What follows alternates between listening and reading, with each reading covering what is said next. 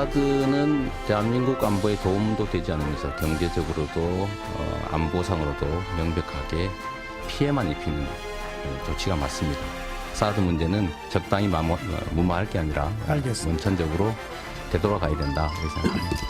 강풍 정책과 외교 무능이 실패를 거듭하면서 만들어낸 패착이 사드인 것입니다. 사실은 세상에 그게 전자파라는 게 뭐 그냥 진짜 지금 말씀하신 대로 전자레인지 수준도 아니고 몇백 킬로를 들여다보는 레이더를 쏘는 건데 네? 그게 안전하겠습니까? 이 사드 전자파를 맞으면 참외가 썩는다는 얘기 들어보신 분들 많이 계실 겁니다. 그런데 경북 성주 사드 기지의 전자파가 인체와 주변 환경에 미치는 영향이 미미하다는 환경 영향 평가 결과가 나왔습니다. 자, 여기에다가 후쿠시마 오염수 문제까지 해서 여야의 공방이 불이 붙었습니다. 이 내용 좀 자세히 짚어보겠습니다. 자, 먼저 이현정 의원. 네. 6년 전에 뭐 별별 얘기 다 나왔잖아요. 뭐 인체에 그렇죠. 뭐 건강에도 안 좋다, 암에 걸린다, 앞서 얘기했듯이 뭐 성주에 참외가 썩는다 등등 해서 지역 주민들, 농민들 피해가 또 엄청 났었어요. 그때. 참 우리나라 정치는 이 괴담에 굉장히 약한 구조를 갖고 있는 것 같습니다. 아시겠지만 뭐 근래만 하더라도 광우병 사태가 있었고요. 그다음 바로 이 사드 사태가 있었습니다. 사드 같은 경우는 북한이 미사일이 고도화됨으로 인해서 고고도 미사일을 들어와야 된다는 그런 필요성 때문에 그렇죠. 2016년도 박근혜 정부에서 이제 구체적인 배치를 결정을 했지 않습니까? 자, 그러다 보니까 이 사드가 레이더가 중국을 전체적으로 어떤 면에서 볼 수 있다라는 것 때문에 중국이 강력히 반발했고 맞아요. 당시에 민주당이 또 이걸 굉장히 반대를 했습니다. 그 북한이 반대를 했죠. 자, 그런데 문제는 뭐냐면 이 사드의 레이더 전자파가 실질적으로 사람들한테 뭐 백혈병을 걸리게 한다, 기형아를 낳게 한다, 또 참외에다가 쏘면 참외가 이게 뭐 전자파에 맞아서 상당히 문제가 생긴다 등등 이런 괴담들이 엄청나게 돌아다녔습니다. 그런데 문제는 이런 괴담들을 당대표, 뭐 성남시장, 뭐 당의 중진들 이런 사람들이 본인이 전혀 과학적 지식이 없음에도 불구하고 마치 이게 사실인 것처럼 주장을 했고 거기에 따라서 또 이 성주 시민들 같은 경우는 거기에 반발해서 뭐 대규모 집회도 열고 굉장히 대단했죠. 지난 6년 동안. 그래서 당시에 2018년도에 문재인 정부가 들어와서 조사를 했습니다. 근데 전혀 영향이 없다는 게 드러났어요. 네. 근데 발표를 하지 않았습니다. 아하. 자, 그러다가 이 사드가 임시로 배치된 게 지금 6년을 끄는 겁니다. 그래서 국방부 환경부가 정식 조사를 해보니 이게 뭐 지금 우리가 이야기했던 거라도 530분의 1이다. 안전 기준에. 네. 그리고 우리 그 일반적인 기지국이라 있지 않습니까? 휴대전화. 휴대전화. 예. 거기보다도 훨씬 못 미친다라는 결과가 나온 거예요. 자, 그러면 이게 지금 사람한테 이런 영향을 미치면 미국이 이걸 개발하겠습니까? 그러니까 기본적인 상식적인 어떤 자신들의 뇌피셜로 접근을 해서 그걸 또 국민들에게 있는 사실처럼 선동을 하고 결과적으로 또 이렇게 6년 동안 엄청난 정치적인 논쟁을 만들었지 않습니까? 자, 그러면 이렇게 드러났으면 이 부분에 대한 최소한의 그 당시에 주장했던 분들이 뭔가 사과를 하든지 반성을 하든지 있었을 텐데 아무런 이야기가 없습니다. 왜 객관적인 데이터 앞에서 아무런 이야기가 없는 것인지 저는 이런 6년 동안 이렇게 많은 분란을 일으킨 데에 대한 책임은 누군가는 반드시 져야 한다는 생각이 듭니다.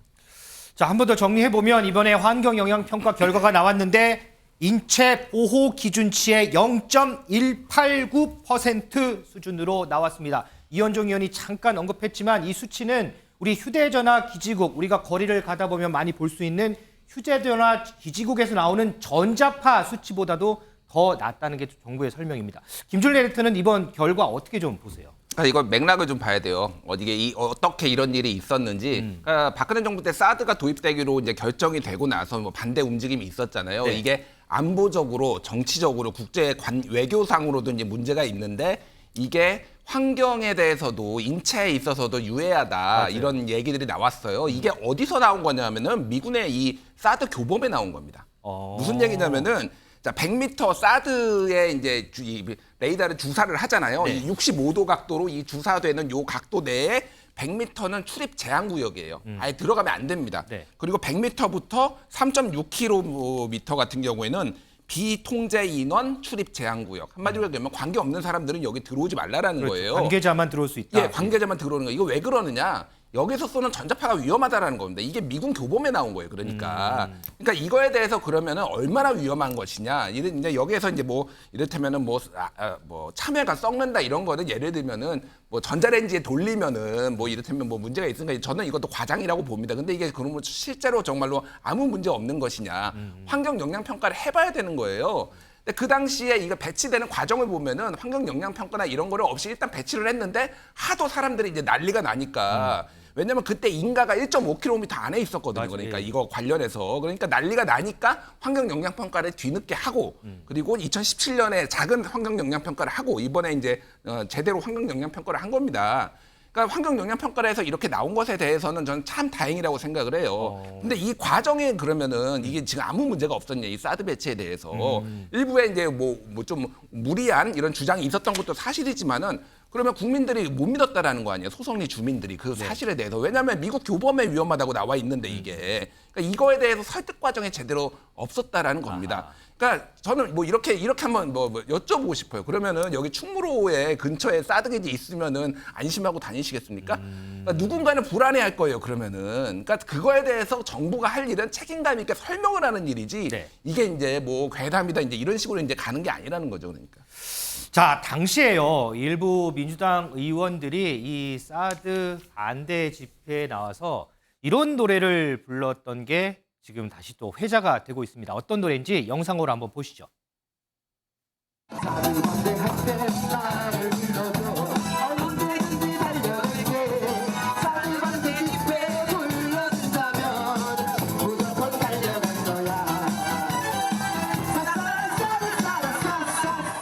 전자파로 참외가 말라 죽는다거나 전자파 밑에서 내 몸이 찢어질 것 같다거나 전자파에 튀겨진다거나 하는 등과 같은 터무니없는 악랄한 괴담을 노래까지 만들어 불렀던 인사들이 출세를 거듭해서 아직도 민주당에 지금 버젓이 활동하고 있습니다.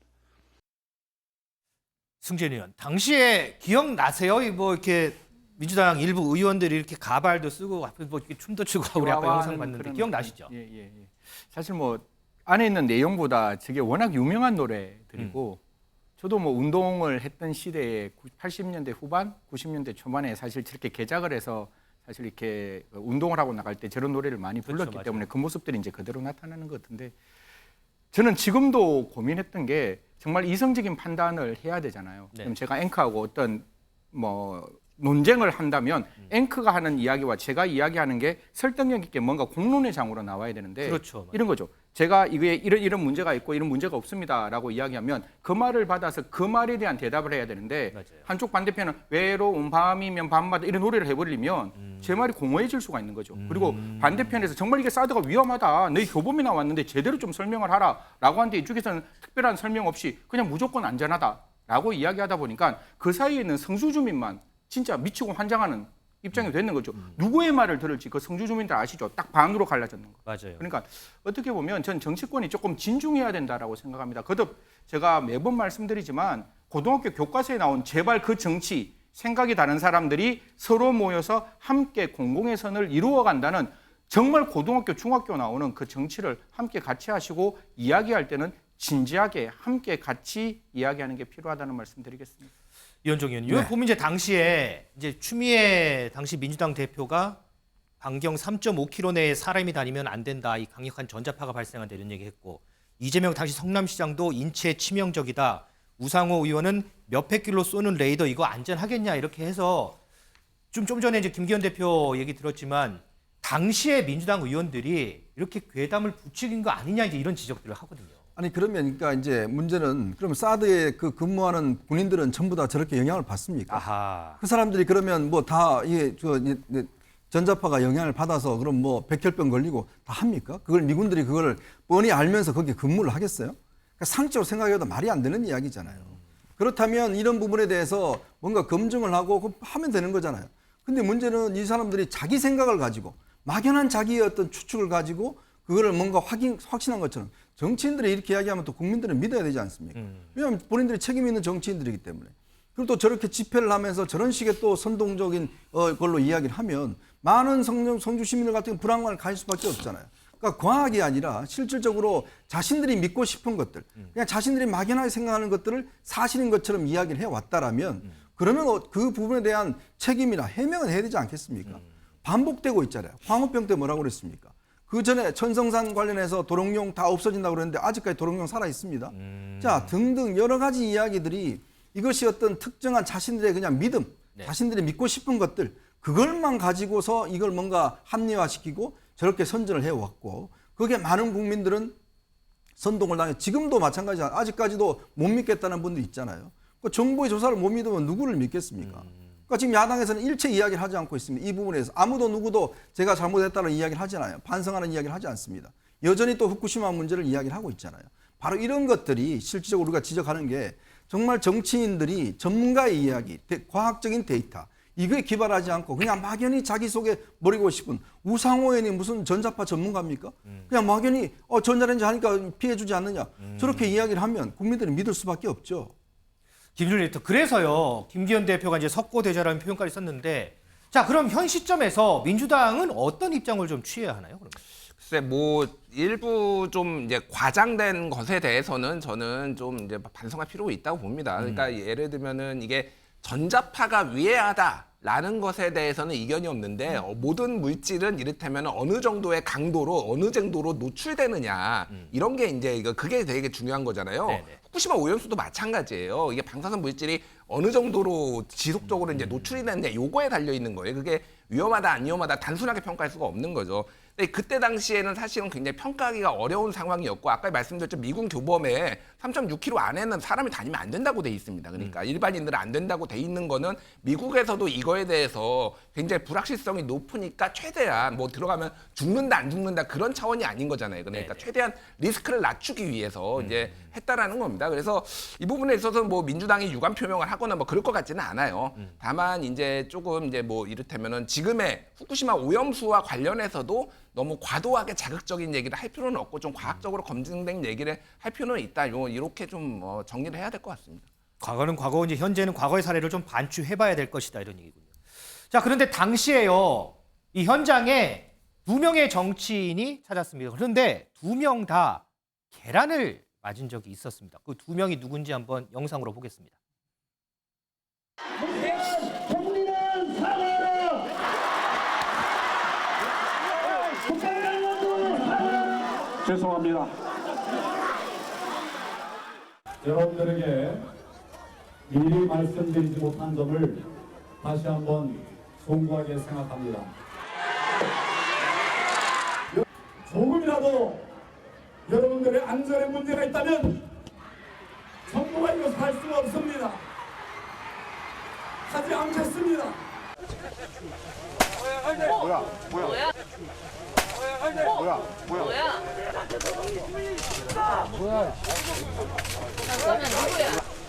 워낙에 박근혜를 사랑하시는 분들 많아가지고. 임재 변호사, 여기 당시 이제 2명 봤는데 황교안 당시 총리 뭐 국정을 책임지고 있으니까 뭐 그렇다라고 이제 이해는 가지만 이재명 대표는 당시에 계란을 왜 맞은 거죠, 이게? 네, 그렇습니다. 앞서 승재현 위원님도 말씀해 주셨지만요. 이렇게 과학적인 근거를 가지고 주민들을 설득시키는 절차가 없이 정말 당에 따라서 막연히 반대하고 찬성하고 이렇게 진행되다 보니까 상주 주민들만 피해를 본 상황이었죠. 그리고 황교안 당시 국무총리의 경우에는 지금 사드 배치를 좀 적극적으로 옹호하고 있는 입장이었다 보니까 2016년도에 날계란과 생수통을 맞았었죠. 이재명 대표의 경우에는 2021년도 당시 화면인데요. 상주를 방문했는데 날계란을 직접 맞지는 않았습니다. 화면을 보게 되면은 이제 경호원들이 이제 그 문에 맞는 걸 이제 피하는 그런 모습을 보일 수 있는데 이후에 이 활동가라고 밝힌 남성에게 왜 날계란 투척했냐 이렇게 물었더니 민주당 정권이 사드를 빼주겠다고 하지 않았었냐. 근데 결국 빼주지 않지 않았냐. 빼달라. 이렇게 또 불만을 제기하면서 날계란을 투척했던 걸로 알려져 있습니다. 장가의 지역. 뭐 어쨌든 이제 환경 영향 평가 이제 결과가 나왔어요. 그러면 지금 이제 성주 주민들 반응은 좀 어때요? 무척 부정적인 반응들이 많은데요. 부정적이에요. 네, 정부 조사가 어떤 조건에서 이루어졌는지 알 수 없기 때문에 받아들일 수 없다는 입장입니다. 사드 레이더 장비의 정확한 출력값이 공개가 되지 않고 측정값만 담긴 조사 결과는 신뢰할 수가 없다는 거죠. 특히나 이 사드 기지에서 가장 가까운 노곡리에서 암 환자가 12명이 발생을 했고 또 7명이 사망했다면서 불과 100여 명이 사는 마을에서 벌어진 일인데 이 휴대전화 기지국보다 전자파가 덜 나온다는 측정 결과 누가 믿겠느냐 이러면서 반발하는 주민들이 많습니다.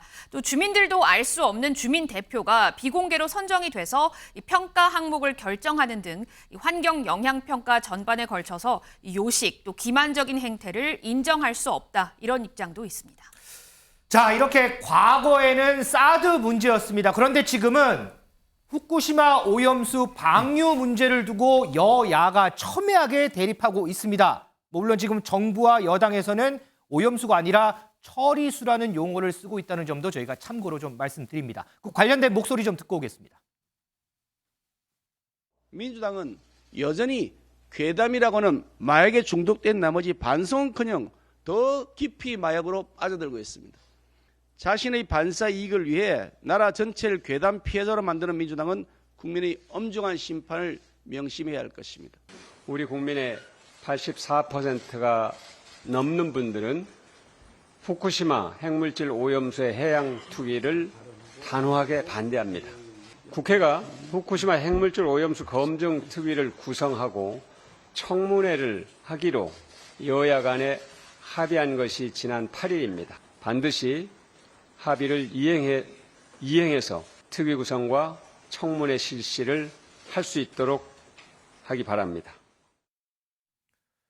이현정 의원님, 지금 이제 들었는데 어쨌든 여당에서는 민주당이 사드 괴담에 이어서 오염수 괴담으로 정치적 이익을 도모하려 한다 이렇게 비판하고, 민주당은 국민의 우려를 괴담으로 무조건 덮으려 한다 또 이렇게 반박하고, 오늘 이재명 대표가 이제 강릉 가거든요. 저번에 이제 부산 갔다가 인천 갔다가 이제 강릉 방문하는데, 글쎄요, 그때 이제 사드 때 이런 여야 공방, 지금 후쿠시마 오염수 관련한 공방 좀 비슷한가요, 어떤가요? 똑같은 패턴이죠. 똑같아요. 이게 괴담이라는 게 그렇습니다. 이게 이제 어떤 처음에 이미 규정을 해버립니다. 자, 이제 사드 피해 때문에 많은 사람들이 이게 전자파에 문제가 된다라고 규정을 해버립니다. 네. 그 다음에는 무슨 뭐 과학적 데이터 별로 중요하지 않죠. 그러니까 그거를 이제 믿는 거죠. 자, 후쿠시마 지금 오염 처리수 문제도 마찬가지입니다. 이거 하면은 큰일 난다. 우리 저 다 받는다. 그리고 지금 뭐 장애 집회, 그다음에 뭐 소금도 지금 못 먹는다. 프랭카드 지금 민주당 다 붙이고 있지 않습니까? 자, 그런데 지금 그렇게 붙여놓고 난 다음에 이거 문제에 대해서 논의해보자라는 게 순서가 뒤바뀌었잖아요. 예를 들어서 전문가들을 중심으로 해서, 그럼 민주당이 예를 들어서 이 문제에 대한 것을 한다면 당내 전문가들 가지고 토론을 해본다든지 아니면 국회 차원의 토론을 한다든지 뭔가 전문가들의 어떤 의견을 들어야 되는데, 이미 전문가가 아닌 이재명 대표는 이걸 핵폐수라고 이미 규정을 해버렸습니다. 그럼 더 이상 뭐가 필요하겠습니까? 이미 핵폐수라고 규정을 해버렸는데, 그런데 가서 주민들한테 이걸 뭐 대응하겠다 그래봤자 이미 많은 사람들은 이미 회를 먹지 않고 어민들은 지금 장사가 되지 않는데 거기에다가 지원을 해주겠다? 말이 안 되는 거죠. 그러니까 이미 사실관계는 중요하지 않습니다. 40년 동안 연구한 핵과학자의 이야기를 자체를 그냥 돌팔이라고 이야기를 해버립니다. 그러면 도대체 그럼 본인은 이 문제에 대해서, 핵 문제에 대해서 얼마나 알고 있는 거죠? 그러니까 이게 똑같은 패턴이죠. 그렇게 선동을 하고 난 다음에 아니면 말고식이에요. 그러니까 그게 이 개변의 패턴 형태, 광우병도 마찬가지고 지금 사드도 마찬가지고 후쿠시마도 똑같은 저는 절차를 밟고 있다고 생각됩니다. 그렇다면 이 핵 분야 전문가들을 국회에 초청을 해서 청문회를 한번 해보고 그 결과에 따라서 저는 행동하면 된다고 봅니다. 정말 이게 심각하다 그러면, 전문가들도 심각하다 그러면 그런 저 국회 차원에서 또 정부 차원에서 반대를 해야겠죠. 그러나 이미 민주당은 결론을 다 내려놓고 있잖아요. 그러니까 그런 상황에서 무슨 토론이 필요하고 무슨 과학적 검증이 필요하겠습니까? 결국은 자신들의 정책 목적으로 해서 이미 규정하고 난 다음에 이 어떤 버리는 게 이미 예전에 버렸던 것 똑같기 때문에 반면교사를 못하고 있다는 걸 지적을 제가 드리는 겁니다. 그럼 이제 반대로 민주당 입장에서 보면, 아니 이거 청문회 하자고 국민의힘하고 얘기했는데 청문회 안 하지 않느냐. 그리고 자꾸 괴담이라고 하는데 어쨌든 국민들 우려하는 거 아니냐. 지금 수산시장 지금 당장 타격받고 있고 국민들 피해가 있다. 왜 이걸 자꾸 괴담이라고 하느냐. 이거 널리 알리고 과학적으로 증명해야 되지 않겠느냐라고 자꾸 이제 목소리를 높이거든요. 그러니까 사드 때하고도 비슷한 점도 있고 다른 점도 있습니다. 일단 비슷한 점은 그때도 충분히 이런 뭐 과학적으로 이제 이를테면은 미국 교범이나 이런 데서 나온 것이 우려가 있으니 이거에 대해서 충분하게 그러면은 설득 과정, 설명 과정이 있었어야 되는데 먼저 이렇게 밀어붙이면서 이제 이런 사태까지 벌어진 거잖아요. 그러니까 이것도 마찬가지예요. 그러니까 비슷하게 그러니까 후쿠시마 오염수가 안전하다라고 하지만은 인류가 한 번도 경험해보지 못한 거예요. 무슨 얘기냐면은 50년, 30년, 50년 동안 지속적으로 이 오염수를 이거를 버려본 적이 없어요, 인류가. 그럴 때는 가장 신중하게 접근하는 게 맞습니다. 그러니까 우리가 경험해보지 못한 것들에 대해서. 근데 다른 게 뭐가 있냐면은 사드는 어쨌든 우리의 안보상의 이유로 뭐가 됐든 이렇게 이제 우리나라가 결정한 건데 이거는 우리가 결정한 게 아니에요. 일본이 결정하는 거잖아요. 그러니까 정부한테 지금 국민들이 요구하는 건 그런 겁니다. 그러니까 이거 김기현 대표가 이재명 대표한테 그렇게 얘기해요. 중국 대사 앞에서 머리 조아리고 왜 훈계 듣고 있냐. 그러니까 왜 싫은 소리 못 하느냐, 바른 소리 못 하는 거잖아요. 국민들 똑같이 얘기를 하는 거예요. 왜 일본한테 그러면 이거 싫은 소리 못 해? 우리 반대해. 그래서 일본이 받아들이든 안 받아들이든 한국 정부는 최선을 다하는 모습을 그래서 국민의 안전을 지키는 모습을 보여주기 이런 불확실성이 높은 상황에서는 그런데 아무 말도 안 하고 있으니 제가 지지난주에 홍성욱 박사 교수의 그 칼럼을 소개시켜드렸잖아요. 정부가 지금 국민들이 원하는 건 정부가 국민들의 안전을 위해서 최선을 다해서 지금 하고 있다 이런 모습을 원하는 건데 제대로 그게 지금 안 되고 있다라는 걸 지적을 하고 뭐 이제 소금 같은 경우에는 저는 그건 오바라고 봅니다. 소금은 왜냐하면은 극소량이 아까 얘기했듯이 독성 물질은 얼마나 지속적으로 얼마량을 섭취하는데 이게 중요한데 소금 가지고는 좀 오바인데 그런 것들은 좀 합리적으로 얘기를 해봐야 되겠죠.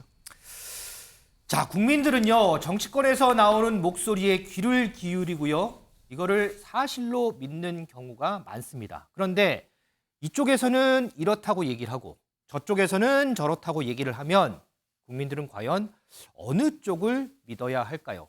이런 의문이 많이 남는 요즘인 것 같습니다.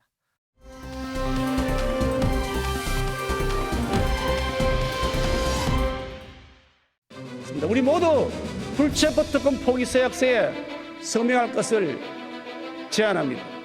야당의 답을 기다리겠습니다.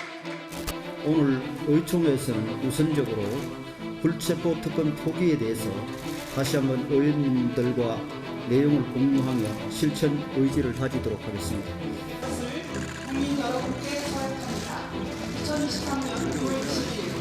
이재명 대표에게 다시 제안합니다. 민주당에 조금이라도 혁신의 의지가 있다면 오늘 중으로라도 만나서 불체포 특권 포기 서약서에 함께 서명합시다. 국회 로텐더홀에 책상만 하나 놓고 하면 되는 아주 간단한 일입니다. 자, 여기 또 다른 여야의 공방이 있습니다. 바로 불체포 특권 포기와 관련한 건데요. 영상에서 보셨듯이 국민의힘 소속 의원 67명이 불체포 특권 포기 서약서에 서명을 하면서 민주당을 압박하고 있습니다. 이현종 의원님. 네. 어제 의원총회에 68명 참석했는데 이제 한 명 빼고 67명이 서약을 했어요. 김웅 의원만 이제 서약을 안 했는데 헌법상 권리다 이렇게 얘기를 했거든요. 그렇다면 지금 민주당 아직 국민의힘에서 아직 서약 안 하신 의원들이 있으니까 내부에서 이거 다 100% 따르겠다라는 그런 분위기는 좀 아니지 않나요? 그러면? 그렇죠. 이게 이제 개인의 어떤 결정의 문제니까. 근데 저는 김웅 의원이 헌법상 권리라고 이야기하는데 이게 권리가 아닙니다. 특권입니다. 국민들은 못 누리잖아요, 이거를. 국회의원들만 누리는 특권이잖아요. 네. 국회의원들한테만 헌법적인 부여한 특권이지 그게 왜 권리입니까? 저는 그런 말이 다 잘못됐다는 생각이 들고. 자, 그리고 지난번 정치개혁 이야기 나올 때마다 항상 나온 이야기가 바로 이 불체포 특권에 대한 면책 특권을 포기하겠다는 이야기를 많이 했습니다. 네네. 말로 많이 했고 이재명 대표도 지난 선거 과정 그리고 또 지난 국정감사장에서 본인이 직접 말을 했지 않습니까? 네. 그래서 국회 원내교섭단체위원회 이야기를 했고. 근데 문제는 본인이 그렇게 이야기했음에도 불구하고 약속을 안 지켰거든요. 상황이 바뀌었다 그러면서 안 지켰거든요. 근데 이번에는 했습니다. 그러니까 이제 지금 국민의힘 입장에서는 그런 말로 하지 말고 그냥 서명으로 남기시다라는 이야기예요. 그러니까 말하는데도 안 지키니까 서명으로 해서라도 뭔가 근거를 남기자는 그런 취지인데 글쎄 이거는 본인의 어떤 그 양심에 따라서 저는 충분히 하면 되는 문제인데 굳이 지금 이렇게 서명까지 하는 이유는 결국은 국민의힘 입장에서는 이재명 대표가 말한 걸 계속 안 지켜왔으니 우리는 이렇게 서명이라도 합니다라는 정책 공세를 하고 있는 것이죠. 또 지금 이 민주당 내에서도 이재명 대표가 포기선을 하니까 바로 이 송갑석 최고위원은 아니 그거는 이재명 대표 혼자만의 이야기고 우리는 아니다. 라고 또 하고 있다 보니 이 문제를 어떤 정치적인 좀 공세에 그런 어떤 고삐를 잡기 위한 저는 소재로 삼고 있는 것이 아닌가 그렇게 봅니다. 임재 변호사, 그러면 이 서약서에 이렇게 서명하잖아요. 이게 서명하면 실제 이거는 법적 효력이 있는 거예요? 그러면? 우리가 왜 잘못하거나 하면은 각서 쓰면서 뭐 다시는 잘못 반복하지 않겠다 이렇게 쓰는 저도 경우 많이 썼어요. 그거. 앵커님도 경험이 있으시군요. 그런 경우 종종 있잖아요. 그렇다고 해서 그 각서 썼다고 해서 실제로 지키는 거 아니죠. 그리고 문제를 일으켰다고 또다시 잘못했다고 해서 그 자체로 또 바로 각서에 쓰는 대로 효과가 일어나는 것은 아닙니다. 이 불체포 특권이라는 건요, 헌법에 명시되어 있는 국회의원에 대한 특권입니다. 국회의원 개인에 대한 특권이라고 볼 수도 있지만 국회의 독립성을 유지시키기 위한 국회의 특권이라고도 볼 수 있거든요. 네. 결국 국회의원 신분으로 회기 중에는 국회의 동의 없이 체포되지 않는다는 것이기 때문에 국회의 동의 여부는 물을 수밖에 없어요. 그렇기 때문에 이제 이렇게 서약서를 통해서 불체포 특권을 포기하겠다 서약을 한 경우 이게 있기 때문에 바로 체포가 되는 것이다 할 수는 없겠지만요. 다만 문제가 됐을 때 이제 국회에 체포가 될지 말지 여부를 이제 표결에 붙이게 되잖아요. 그렇죠. 이때 본인이 나는 불체포 특권을 포기했다 이렇게 밝히고 동료 국회의원들에게 나 이거 체포되도록 체포동의안에 가결시켜달라. 가결표를 던져달라 이런 의미로서 해석은 충분히 가능할 것 같아요. 하지만 이 서약서 자체가 어떤 포기에 대한 법적 효력을 가진다고 보기는 어렵습니다. 그럼 이게 이제 법적 효력 가지려면 개헌을 해야 되는 상황이죠. 그렇죠. 결국 개헌이 필요한 것이고 거듭 말씀드리지만 결국 효력을 가지려면 실제로 어떤 체포 동의안에 대해서 표결에 붙여졌을 때 나는 이 서약서 썼고 모두가 다 표결에 참여해서 나를 체포의 동의안에 동의해달라 이런 식으로 얘기할 수밖에 없는 거죠. 물론 이제 체포 동의안 표결이 국회에서 뭐 자주 일어나면 안 되겠지만 글쎄 혹시 그 다음에 그런 일이 있을 때 과연 그렇게 얘기를 하는 의원이 있는지 한번 같이 좀 지켜보겠습니다. 자, 이 불체포 특권 포기 이재명 민주당 대표의 이 연설로부터 시작이 됐죠. 그런데 조금 전에 잠깐 얘기가 나왔지만 이와 관련해서 민주당 내에서는요 조금 목소리가 엇갈리는 것도 같습니다. 그 목소리 좀 듣겠습니다. 검찰이 정치검찰로서의 부당한 권력 행사 얼마나 더 할 것인가 이런 문제하고도 달려 있는 거예요. 그런 점에서 불체포 특권을 다 포기해야 된다. 이런 거 그렇게 바라보는 거는 저는 동의하기는 좀 어렵다. 이재명 대표는 이재명 대표 본인의 사법적인 문제에 대해서 불체포 특권을 쓰지 않겠다라고 선언을 한 거고요. 그 이외에 뭐 다른 의원들 같은 경우에는 그 사안마다 그 사안에 맞게 따로 평가를 해야 된다라고 생각을 합니다. 이 검찰 정권 하에서 탄압받는 야당 의원들에게 불체포 특권을 포기하라고 하는 것은 저희들을 줄줄이 구속시키겠다는데 이걸 받을 수가 없죠. 그리고 민주당 의원 전원들에게 포기하라고 하는 것은 정치 공세에 가능없다고 보고요. 네. 자, 안민석 의원, 다른 의원들과 연동시키는 것은 별개의 문제다. 박성준 대변인, 다른 사건의 경우 사안에 따라 판단할 문제다. 우원식 의원, 불체포 특권 포기 모두가 동의하기 어렵다. 김준일 에디터, 네. 이 얘기 종합해 보면 민주당에서는 이재명 대표 혼자 덩그러니 불체포 특권 포기하는 상황 오는 거 아니에요, 이거? 뭐 그렇게 될 수도 있죠. 이제 전체적으로 보면은 이제 방탄 정당의 이미지가 강했다라는 건데 이 민주당의 기류를 보면은 쉽게 얘기하면 검찰을 못 믿겠다라는 거예요. 물론 이게 이제 검찰이 하면은 판사 앞에 가가지고 영장 실질 심사를 받는 거니까 그렇죠. 판사도 못 믿냐 이제 이런 비판을 좀 받을 수는 있긴 합니다. 근데 전체적인 기류는 어쨌든 지금 검찰이 정치 검찰이고 끊임없이 이를테면은 체포 동의안을 이제 계속 보낼 텐데 이거를 다 포기하는 게 맞느냐? 케이스 바이 케이스로 이제 판단하는 게 맞다. 이런 기류가 있는 거죠. 그래서 이 부분에 있어서는 정치적으로 방탄정당이라는 것들을 어느 정도 이제 각오를 하고서라도 이게 낫겠다라고 지금 하는 것 같아요. 그거는 뭐 이제 비판을 받을 부분은 뭐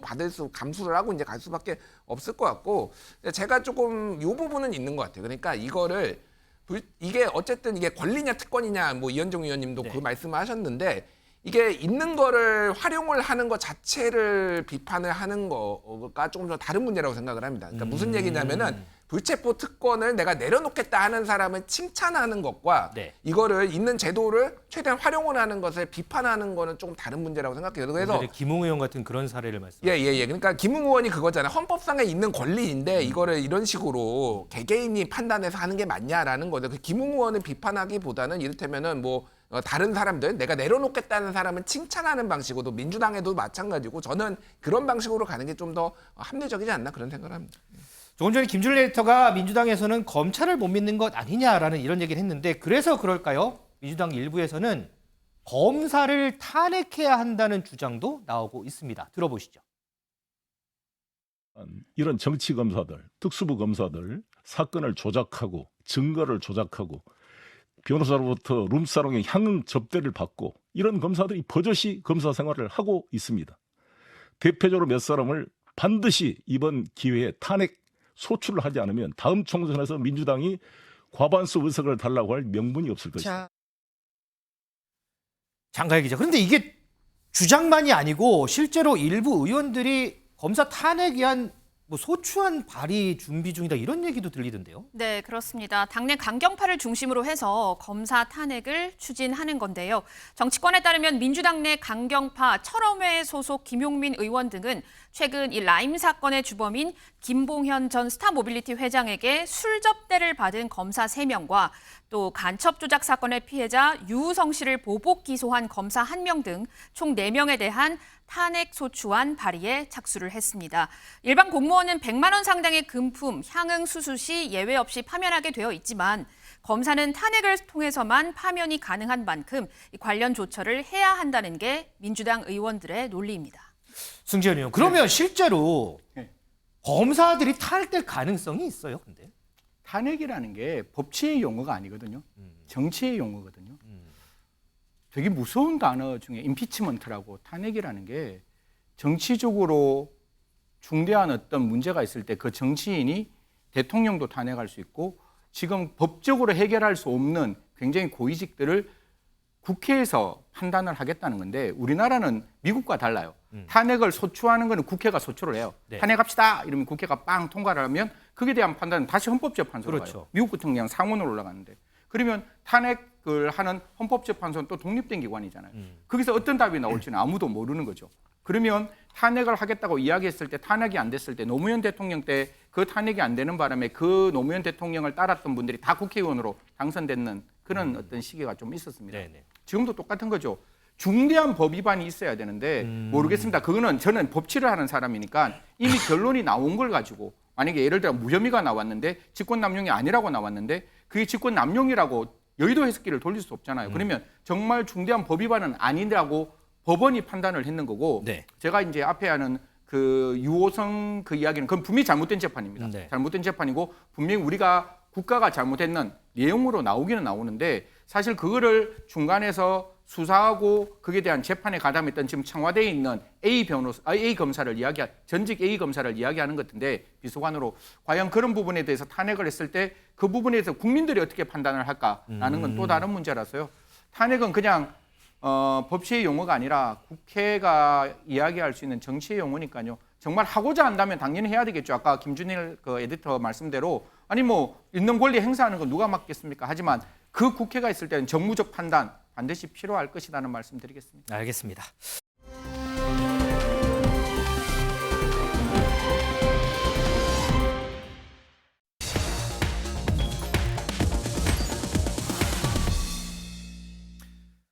수원의 한 아파트 냉장고 안에서요. 영화의 시신 2구가 발견되는 충격적인 사건이 벌어졌습니다.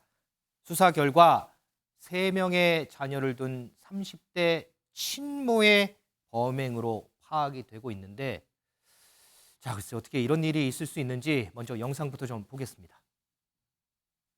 왔었다고. 거기도 와서 물어봤대요.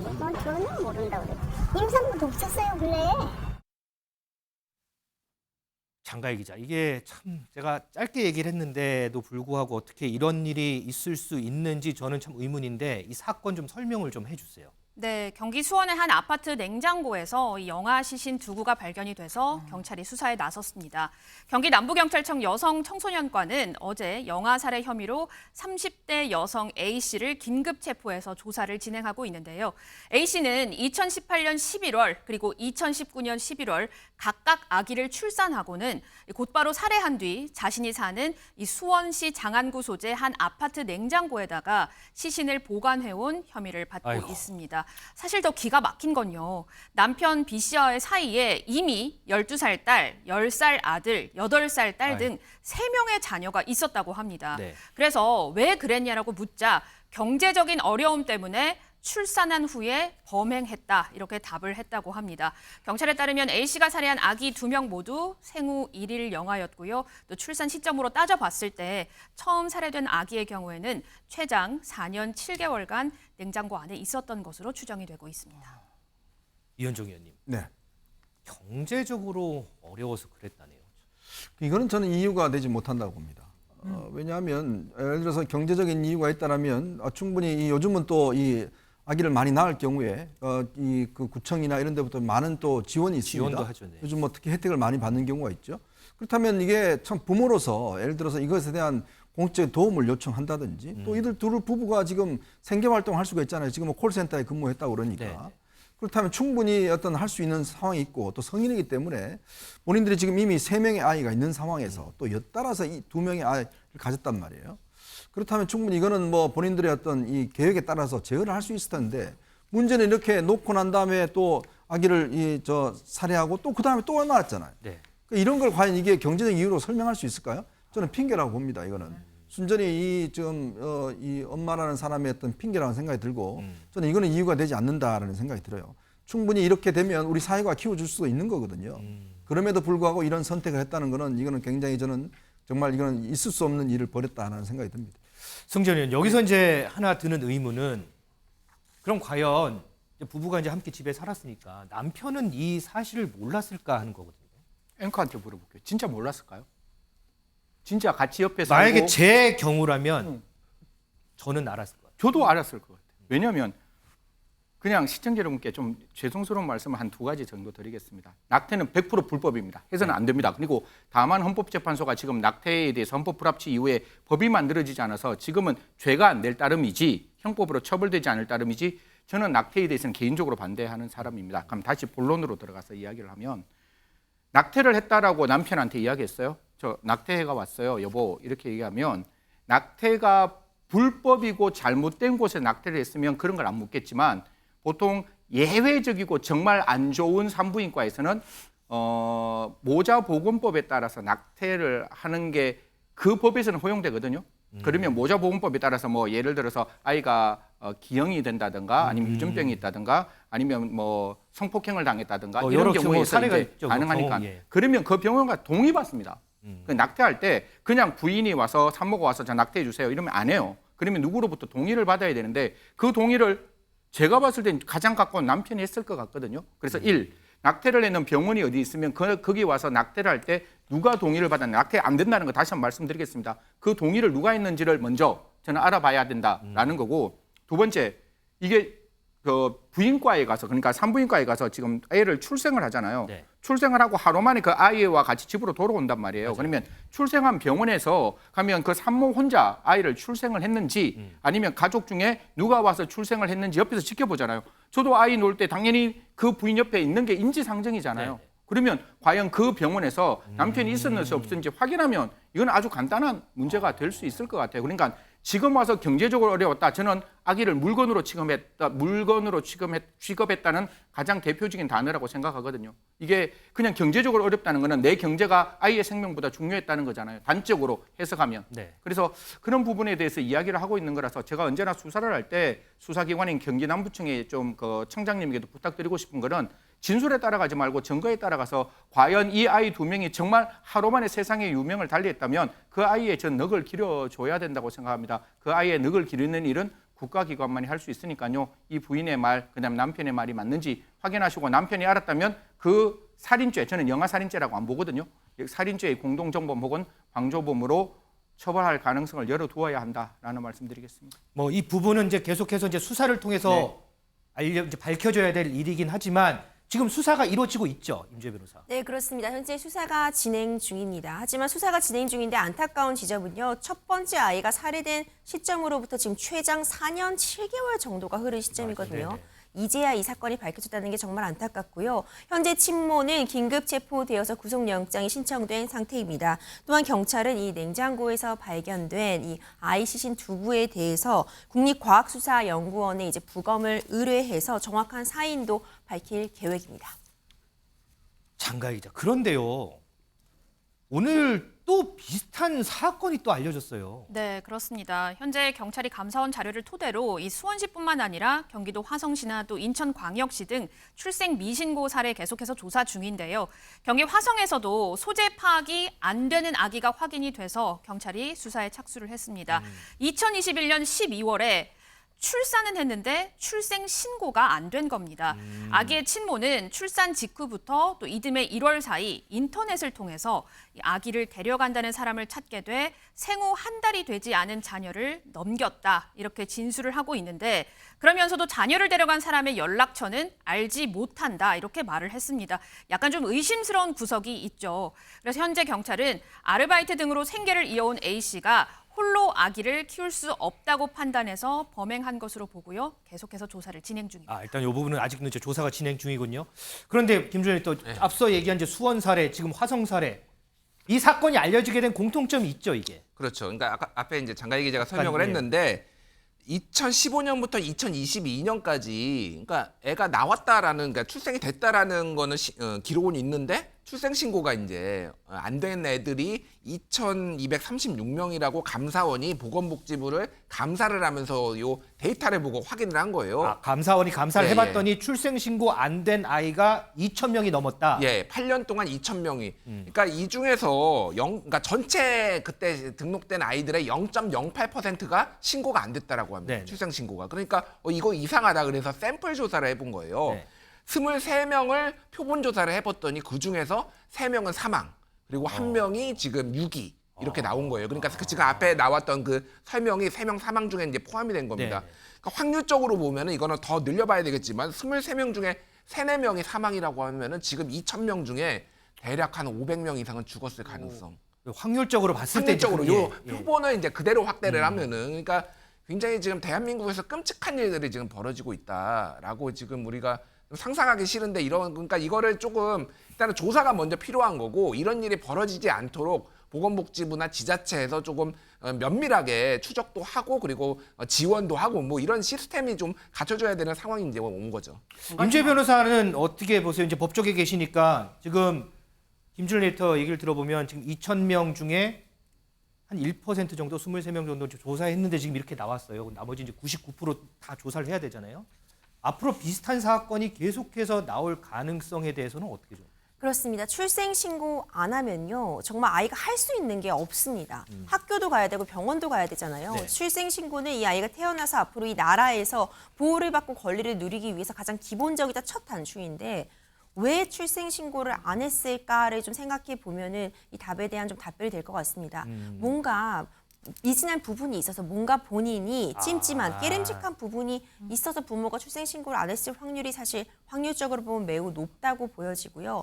이 전수가 다 어떤 문제가 있다고 단정할 수는 없겠지만 적어도 전수조사가 이루어진다고 하니 전수조사를 한다면 좀 많은 부분 아동들이 좀 유기를 당했거나 아니면 정말 생명에 위협을 당했던 그런 사례들 더 나올 가능성 충분히 있어 보여서 굉장히 안타깝고요. 아이가 태어나면 1개월 이내에 출생신고를 해야 됩니다. 네. 출생신고를 하지 않았다고 해도 정말 5만 원 이하의 과태료 정도 처분에 그치고 있거든요. 출생신고 안 하면 과태료가 5만 원밖에 안 되는 거예요. 그렇죠. 이제 1개월 내에 해야 되는데 뭐 좀 놓쳐서 기간을 놓치는 경우가 사실 대부분인 거죠. 하려고 했는데 뭐 몸조리를 한다거나 그 외에 다른 갑자기 뭐 외국에 나간다거나 이런 이유로 못하는 경우를 산정했던 그런 과태료 처분이겠지만 이 부분에 있어서도 우리나라가 좀 더 관리가 좀 더 타이트하게 이루어질 필요성 반드시 있어 보입니다. 자, 오늘 국회에서도요 관련한 긴급 현안 질의가 있었습니다. 그 모습 좀 보고 오겠습니다. 저는 어젯밤 뉴스를 보고 충격이 너무 컸고 지금도 사실은 온몸이 아플 만큼 너무 충격적인데 그러나 앞으로 더 많은 충격적인 일들이 떠오를까 봐 사실 두렵습니다. 병원에서 출산하고도 출생신고 안 된 아기가 2천여 명인데 그러나 병원에도 가지 않고 병원 밖에서 출산한 아기는 누구도 모른다는 사실이에요. 그렇죠? 대안을 마련해가지고 법안 심사 과정에 이제 적극 참여할 예정이고요. 어제 이제 수원시 영아 살해 사건 같은 경우는 그 예방 접종 때 나오는 그 임시 신생아 번호만 가지고 있기 때문에 저희가 추적을 해서 보호를 할 수 있는 방법이 없습니다. 그래서 저희가 모의 인적 사항 등을 입수를 해가지고 저희가 추적 조사할 수 있는 법적 근거를 신속하게 마련하. 이현종 의원님, 네. 사실 저도 이제 아이를 키우는 입장이기 때문에 이런 사건 소식을 전하는 것도 좀 마음이 아프지만 듣는 것도 상당히 마음이 아프거든요. 이거 좀 어떻게 좀 해야 될까요? 저는 좀 이해할 수 없는 게 감사원의 감사 결과로 이런 게 나타났다는 게 좀 잘 이해가 안 됩니다. 왜냐하면 예전에 초등학교, 그러니까 출생신고를 해놔고 초등학교 입학하지 않은 애들, 뭐 그런 경우 그거 한번 조사해서 그때 한번 문제가 교육부에서 있었지 한번 않습니까? 조사했었지. 나중에 이제 애가 살해가 됐다 이게 돌아가서 그때 큰 사회적 문제가 됐는데요. 이번 같은 경우는 이제 출생을 병원에서 하고도 출생 신고가 안 된 걸 이제 지금 파악한 거 아니겠습니까? 예전에 이게 보면 의료기관에서 자동으로 예를 들어 출생을 하게 되면 행정당국에 신고를 하는 이 출생신고제를 도입을 하려고 했는데 그때 아마 병원에서 많이 반대를 해서 자기들이 업무가 과중하다고 했는데 글쎄 이게 과연 업무가 과중할 이유가 있을까라는 생각이 듭니다. 지금 우리나라 뭐 IT나 이런 것들 괜찮은데 예를 들어 출생신고 처음에 분만을 하게 되면 자동적으로 예를 들어 행정당국에 통보가 돼서 관리하도록 만들어야 되는데 우리가 지금 저출산이라고 그렇게 지금 출생 하기 위해서 우리가 얼마나 씁니까? 수십조 원을 쓰고 있잖아요. 근데 이런 시스템에 2,000명입니다, 지금. 그러면 이 2,000명에 대한 생명이 어디가 있는지 모르잖아요. 그럼 이거에 대해서 그 정도 돈 들여서 충분히 할 수 있지 않습니까? 그 지금 그 복지부 장관 이야기도 그거 뭐 이제 법을 만들겠다고 그러는데 이제 와서 이 법을 만들면 어떡하나요? 그러니까 저는 참 답답한 게 초등학교 입학도 그렇고 지금 출생신고하면 자동적으로 예를 들어서 행정당국 신고되는 것도 그렇고 이번에 이제 감사원이 2개가 안 맞는 걸 지금 찾아내서 2,000명을 찾아냈지 않습니까? 그렇죠. 그렇다면 보건복지부에 충분히 이걸 파악하고 있었을 텐데 이걸 그동안 그냥 뭘 하고 있었는 건지 저는 답답할 따름이고 이렇게 돈 들여서 출산 장려만 할 뿐 아니라 출산된 아기들을 잘 관리하는 것도 이것도 굉장히 중요한 문제 아니겠습니까? 그럼요. 우리 승재현 의원은 이런 비슷한 사건들 좀 많이 다루셨잖아요. 아니 이거는 이미 옛날부터 이현종 의원님 말씀대로 우리가 출생신고제는 이미 계속 나와 있던 부분이에요. 근데 의료계의 반대와 과연 그 인부 중에 출생을 좀 알리고 싶지 않는 인부들의 입장에서 과연 이게 자동적으로 신고가 되면 과연 병원에 와서 출생을 하겠느냐 이런 갑론을박이 있는데 제가 시청자 여러분께 드리고 싶은 거는 아이의 생명은 그 어떤 것보다 소중하다고 생각합니다. 그러면 분명히 이 부분에 대해서는 좀 적극적으로 입법이 필요하다는 말씀을 드리고 저는 아이가 사망한 것보다 더 소스라치게 놀라는 게 아이가 팔렸다는 겁니다. 그 1개월밖에 안 된 아이가 팔렸는데 정말 대한민국 안에 그런 아이에 대한 인신매매 저는 그 아이가 살아있다라고 100% 확신하지만 그런 인신매매 조직이 있었다면 이 부분은 정말 발본색은 반드시 밝혀야 됩니다. 대한민국에서 아이를 팔아서 목적 있게 사용할 수 있는 조직이 있었다면 그 조직은 존재하지 않아야 된다. 그는 진짜 먼지 하나 없이 반드시 청산돼야 되는 조직이다. 그런 말씀드리겠습니다. 자, 저는요. 물론 사건도 사건이지만 아직 출생신고를 하지 않은 영유아가 전국에 2,000명이 넘는다는 사실도 상당히 놀랍습니다. 자, 그런데 더 우려스러운 건요. 이 아이들이 모두 다 안전하게 다 있으면 정말 좋겠지만 확률적으로 봤을 때 그렇지 않을 확률도 있기 때문에 조금 더 염려가 되고 위험스러운 것 같습니다. 이 아이들 어떻게 지내고 있는지 이것부터 일단은 우선 먼저 좀 확인을 하고 좀 조치를 취해야 하는 게 아닐까 이런 생각을 해봅니다.